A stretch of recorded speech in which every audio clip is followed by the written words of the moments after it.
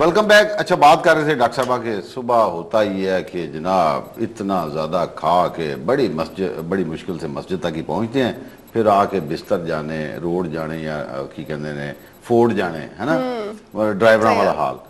एक तो थोड़ा जिहा दसो कि सुबह सानू नमाज पढ़ के सिपारा पढ़ के सौ नहीं जाना चाहिए, कोई थोड़ी जी वॉक शॉक करनी चाहिए? हाँ बिल्कुल, नमाज पढ़ के ते सिपारा वगैरह पढ़ के उस तो बाद वॉक करो 10 मिनट कम से कम, 1 किलोमीटर तक कम से कम जरूर करो ना, कम से कम 10 हाँ जरूर। और जड़ा खाना है अच्छी तरह हजम हो जाए, ठीक है। फौरन लेट जाओ तो फिर की है वही जड़ी गल सी तेजाबियत रिफ्लक्स जिन्हों कहंदे ने वापस खाना सीने ते जलन, फिर वही मसला बुरा हाल है। अच्छा, हुण ਅਸੀਂ डिस्कस करांगे सहरी दे पॉइंट ऑफ व्यू ना, we discussed many aspects many areas, keeping in view कि जी बच्चों को सुबह सहरी में क्या लेना चाहिए, जवानों को क्या लेना चाहिए, बुजुर्गों को क्या लेना चाहिए, देहात में हैं तो कैसे, ये सारी चीज़ों को हमने डिस्कस किया।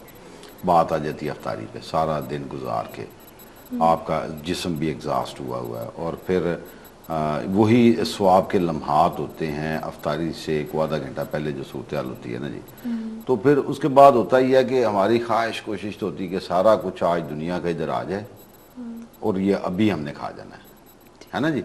और देखने में ये आता है कि हम लोग ज़्यादा तली हुई चीज़ें खा रहे होते हैं, पकौड़े, समोसे, कचौरियाँ, चिकन टिक्का, ब्ला ब्ला ब्ला ब्ला ब्ला, ठीक है जी। तो अफ्तारी के टाइम पे एक तो ये है कि ज़ाहिर है जब खजूर की बात है तो खजूर की न्यूट्रिटिव वैल्यू के ऊपर थोड़ा सा बात करेंगे, स्वाब भी है और सुन्नत रसूल भी है, और उसके बाद हम पानी पे बात करते हैं, और अफ्तारी के वक्त हमें जो खाने के हवाले से क्या क्या कोई चीज़ें जो है ज़हन में होनी चाहिए जी। जब इफ्तारी करें तो उस वक्त बहुत अहम है कि ऐसी चीज़ ली जाए जो इंस्टेंट सोर्स ऑफ एनर्जी हो, जो आपको एनर्जी प्रोवाइड करे। किस फॉर्म में? ग्लूकोज की फॉर्म में। ग्लूकोज अब कहाँ से आ रही है? खजूर से आ रही है। बिल्कुल ठीक। खजूर आपने खाई, खजूर 2 से 3 खजूरें खाएं। खजूर के अंदर पोटेशियम है जो आपके जो हार्ट रेट को मेंटेन करता है, मस्कुलर एक्टिविटी जो पट्ठों की मजबूती के लिए बड़ा ज़रूरी है। और खजूर के अंदर फ्रुक्टोज और ग्लूकोज का बड़ा अच्छा ब्लेंड मौजूद है जो कि जाके एनर्जी प्रोवाइड करता है। और एक और देखें अल्लाह ताला की कुदरत के अल्लाह ताला ने कुछ ऐसा निज़ाम हमारे मुंह में रखा हुआ है कि जब आप कोई चीज़ इस तरह खाते हैं ना जो कि डायरेक्ट जो ग्लूकोज हो, ग्लूकोज की फॉर्म में आप लेते हैं तो वो मुंह से ही थोड़ी सी एब्जॉर्ब हो जाती है।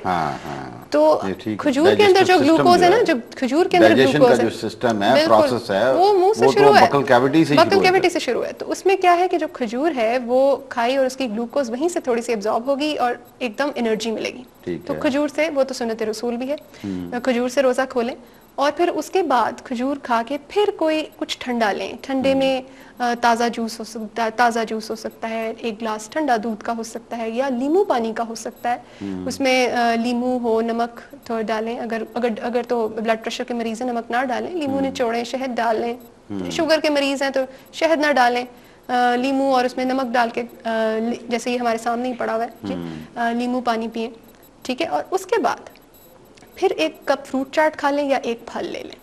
फल में अब देखें फलों की इतनी अफादियत है, फलों में अब जैसे आजकल सीजन है, आम का सीजन है, आड़ू का सीजन है, दोनों के अंदर विटामिन सी है, आम के अंदर विटामिन ए है, एंटीऑक्सीडेंट्स हैं, क्या करते हैं, इन्फेक्शन से प्रिवेंट करते हैं, इन्फेक्शंस को रोकते हैं, कुव्वत मुदाफ़त बढ़ाते हैं। तो उस वक्त आप एक फ्रूट चाट लें, फ्रूट चाट में और उसमें चीनी डालने की जरूरत नहीं है, उसको ऐसे ही खाएं।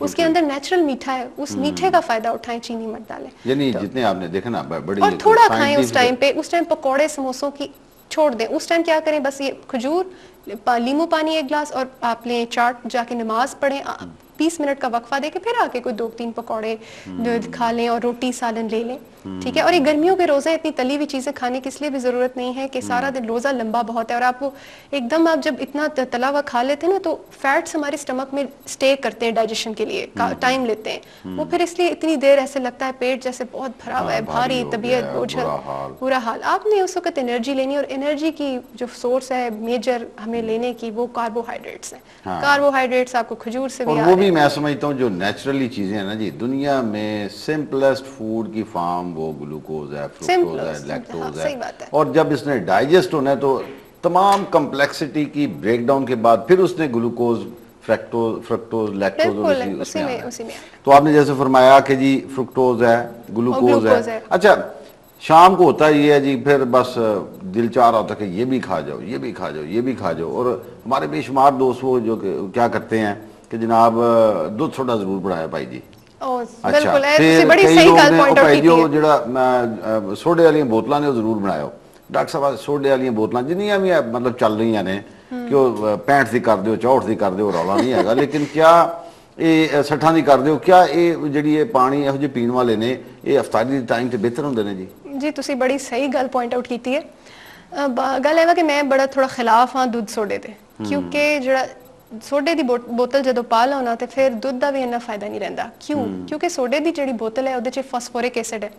ਉਹਦੇ 'ਚ ਉਹ ਕੀ ਕਰਦਾ ਹੈ, ਖੂਨ 'ਚ ਜਾ ਕੇ ਕੈਲਸ਼ੀਅਮ ਤੇ ਫਾਸਫੋਰਸ ਦੀ ਰੇਸ਼ੋ ਨੂੰ ਖਰਾਬ ਕਰ ਦਿੰਦਾ ਹੈ, ਉਹ ਡਿਸਟਰਬ ਕਰਦਾ ਉਹਦੀ ਰੇਸ਼ੋ ਨੂੰ। ਇੱਕ ਕੁਦਰਤੀ ਰੇਸ਼ੋ ਹੈ ਉਹ। ਫਿਰ ਕੀ ਹੁੰਦਾ ਹੈ ਜਦੋਂ ਉਹ ਰੇਸ਼ੋ ਡਿਸਟਰਬ ਹੁੰਦੀ ਹੈ ਨਾ ਤੇ ਖੂਨ ਕੀ ਕਰਦਾ ਹੈ, ਹੱਡੀਆਂ 'ਚੋਂ ਕੈਲਸ਼ੀਅਮ ਨੂੰ ਕੱਢਣਾ ਸ਼ੁਰੂ ਕਰ ਦਿੰਦਾ ਹੈ ਤਾਂ ਕਿ ਉਹ ਬੈਲੈਂਸ ਮੇਨਟੇਨ ਰਹੇ।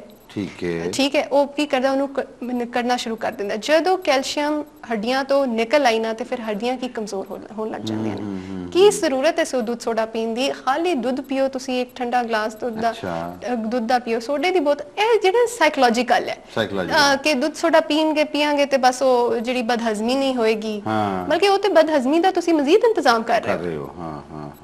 ਯਾਨੀ ਇਹ ਵੇ ਕਿ ਅਸੀਂ ਸਮਝਦੇ ਆ ਕਿ ਜਨਾਬ ਬਦਹਜ਼ਮੀ ਨਹੀਂ ਹੋਏਗੀ ਤੇ ਅਦਰਵਾਈਜ਼ ਅਸੀਂ ਖੁਦ ਤੇ ਐਡ ਅਪ ਕਰ ਲੈਂਦੇ। ਅਗਰ ਤੁਹਾਨੂੰ ਸਾਈਕੋਲੋਜੀਕਲੀ ਬਦਹਜ਼ਮੀ ਨਹੀਂ ਹੋ ਰਹੀ ਤੇ ਫਿਰ ਤੁਹਾਡੀਆਂ ਹੱਡੀਆਂ ਤੇ ਕਮਜ਼ੋਰ ਹੋ ਰਹੀਆਂ ਨੇ। ਔਰ ਹੋਰ ਜਿਹੜੀ ਕੈਲਸ਼ੀਅਮ ਹੈ ਦੁੱਧ, ਕਿਉਂ ਤੁਸੀਂ ਦੁੱਧ ਪੀ ਰਹੇ ਹੋ? ਕੈਲਸ਼ੀਅਮ ਮਿਲੇ, ਉਸ ਕੈਲਸ਼ੀਅਮ ਦਾ ਫਿਰ ਕੀ ਫਾਇਦਾ? ਸੋਡੇ ਦੀ ਬੋਤਲ ਪਾ ਲਈ ਵਿੱਚ। ਇਹ ਅੱਛਾ ਇੱਕ ਤੇ ਹੋ ਗਿਆ ਨਾ ਰੂਟੀਨ ਚ ਵੀ ਦੁੱਧ ਸੋਡਾ ਦਾ ਮਤਲਬ ਨਹੀਂ ਪੀਣਾ ਚਾਹੀਦਾ ਫਿਰ, ਜਾਂ ਪਾਰਟਿਕੂਲਰਲੀ ਰੋਜ਼ਿਆਂ ਦੇ ਵਾਲੇ ਨਾਲ ਗੱਲ ਕਰ? ਮੈਂ ਆਮ ਰੂਟੀਨ ਚ ਵੀ ਗੱਲ ਕਰ ਰਹੀ ਹਾਂ। ਅੱਛਾ, ਜ਼ਿੰਦਗੀ ਦੇ ਵਿੱਚ ਰੂਟੀਨ ਚ ਵੀ ਸਾਨੂੰ ਦੁੱਧ ਸੋਡਾ ਨਹੀਂ ਪੀਣਾ ਚਾਹੀਦਾ? ਕੋਈ ਨਹੀਂ, ਕਾਨਸੈਪਟ ਨਹੀਂ, ਕੋਈ ਨਾ ਬਿਹਤਰ ਨਹੀਂ। ਔਰ ਬਿਲਖਸੂਸ ਰੋਜ਼ਿਆਂ ਦੇ ਵਿੱਚ ਜਦੋਂ ਕਿ ਬਹੁਤ ਇੱਕ ਹੋਰ ਗੱਲ ਕੱਚੀ ਹੋਈਆਂ ਹੁੰਦੀਆਂ ਨੇ ਉਸ ਵਕਤ, ਦੇਖੋ ਨਾ ਜੀ ਮਤਲਬ ਸਾਰਾ ਦਿਨ ਸਟਾਰਵੇਸ਼ਨ ਹੈ, ਬਸ ਸਾਰਾ ਦਿਨ ਤੁਸੀਂ ਆਪਣੇ ਆਪ ਨੂੰ ਖਿੱਚ ਲਾਈਏ। ਦੇਖੇ ਮੇਰੀ ਗੱਲ ਸੁਣੋ, ਜਿਹੜੇ ਨੇ ਦੁੱਧ ਠੰਡਾ ਪੀ ਲਓ, ਉਹਦੇ ਚ ਸ਼ਹਿਦ ਪਾ ਲਓ, ਠੀਕ ਹੈ। ਉਹ ਸ਼ਹਿਦ ਤੇ ਫਰੂਕਟੋਜ਼ ਦੀ ਨਹੀਂ, ਜਿਹੜਾ ਜਿਹਨੇ ਅਸੀਂ ਗੱਲ ਕਰੇ carbohydrates the, instant source of energy, ਯਾਨੀ ਫੌਰਨ ਜਿਹੜੀ એનર્ਜੀ ਪ੍ਰੋਵਾਈਡ ਕਰਦਾ, ਤੁਸੀਂ ਸ਼ਹਿਦ ਪਾ ਲਓ। ਉਹਦੇ ਹੋਰ ਕਿੰਨੇ ਫਾਇਦੇ ਨੇ। ਸ਼ਹਿਦ ਦਾ ਤੇ ਜ਼ਿਕਰ ਫਿਰ ਕੁਰਾਨ ਮਜੀਦ ਤੇ ਵੀ ਹੈ ਨਾ। ਸੁਭਾਨ ਅੱਲਾਹ। ਅੱਛਾ ਇਹ ਫਰਮਾਓ, ਅਸੀਂ ਇਹ ਸ਼ਹਿਰਾਂ 'ਚ ਡਿਸਕਸ ਕਰ ਰਹੇ, ਬੇਸ਼ੁਮਾਰ ਸਾਡੇ ਦੋਸਤ ਨੇ ਨਾ ਜੀ, ਅਸੀਂ ਉਹ ਕਹਿੰਦੇ ਨੇ ਯਾਰ ਸਈਦ ਸ਼ਾਮ ਦੇ ਟਾਈਮ ਕੋਸ਼ਿਸ਼ ਇਹ ਕਰੋ ਕਿ ਜੀ ਇਹ ਨਹੀਂ ਹੁੰਦੀ ਸ਼ੱਕਰ ਕੋਲਾ ਪੀਆ ਕਰੋ। ਇਹ ਸ਼ੱਕਰ ਕੋਲਾ ਜਾਂ ਦੂਜੀਆਂ ਜਿਹੜੀਆਂ ਚੀਜ਼ਾਂ ਜਿਹਦੇ ਚੀਨੀ 'ਚ ਘੋਲ ਕੇ ਪੀਵੀ ਦੀ ਹੈ, ਵਿਚ ਵਨ ਇਜ਼ ਬੈਟਰ?